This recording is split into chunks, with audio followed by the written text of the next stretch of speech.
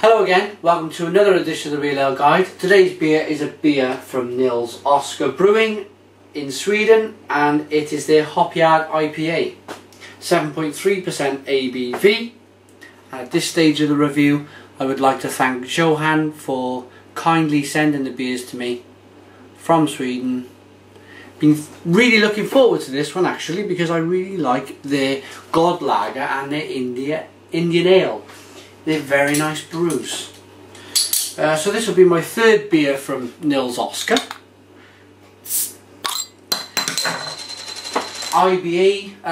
IBUs and ABV wise, this will probably be the biggest I've had from them. Oh, look at that. Really nice clean glass of IPA coming out. That is an exceptionally clean beer.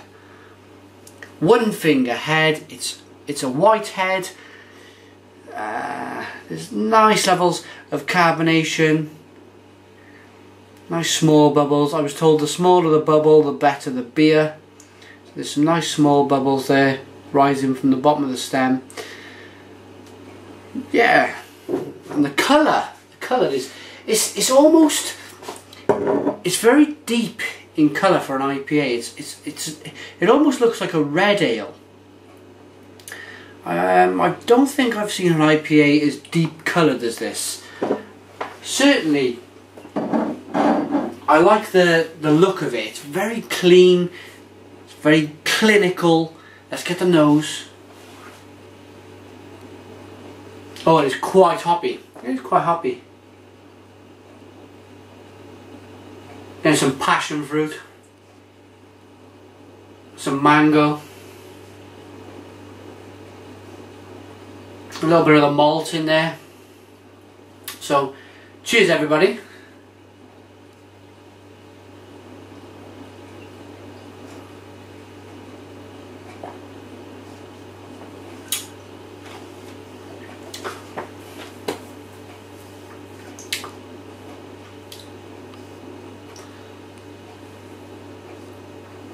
Just waiting for that end. I'm just waiting for that finish on this beer.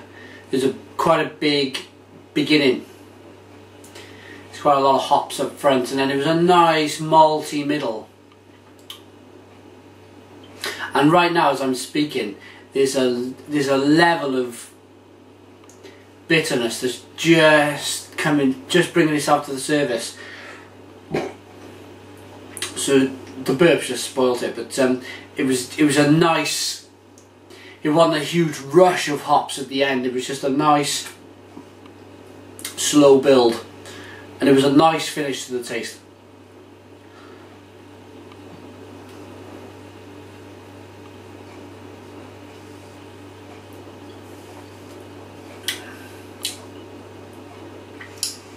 Oh yeah, but oh, that is nice. Oh yes, this now that is just wonderful. Now the second taste was totally different. I really made an effort to push the beer around every single taste bud in my mouth, washed it to the back of my tongue, swallowed the beer, and then it really did.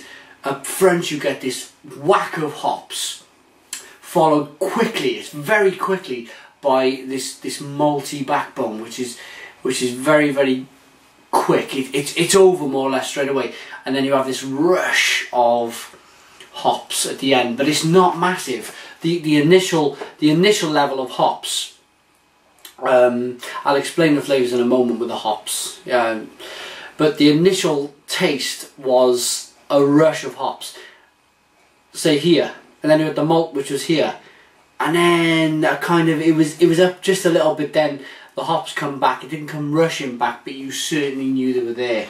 If that made any sense at all on the finish. What I mean by the taste with the hops is you're getting grapefruit, you're getting a lemon taste there. It's piney, like pine needles from a pine forest. It's that kind of taste which you get from the hops in the beer. Also, now I'm just going to take another taste but then just before I did, I got another flavour, and that was a kind of a licoricey, just a small bit of like an aniseed right at the end.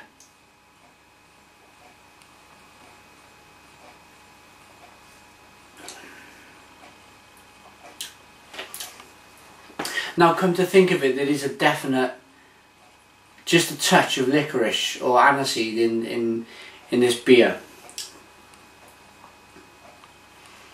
Done a bit of an experiment tonight. I put one IPA in the fridge, which was the Brooklyn IPA, which I just previously reviewed, and this one was just off the shelf here. It's probably about 12 degrees in this room, so you most definitely get more flavour out of an IPA if it's 10 to 12 degrees, I'd say.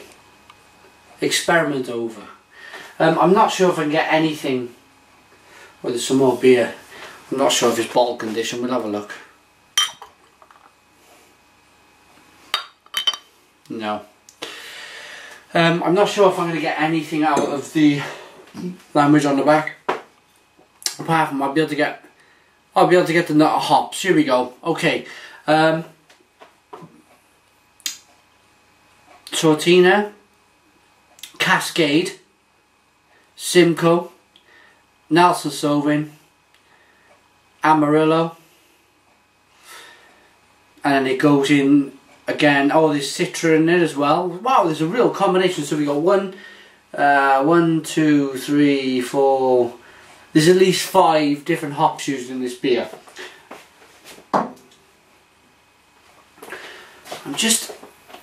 Nelson Sauvin, the Nelson Sauvin hop from New Zealand normally gives a passion fruit taste, so perhaps the other hops are masking that a little bit, but I'm just going to take another taste just to see if I can get the Nelson Sauvin that's in here, the passion fruit and mango.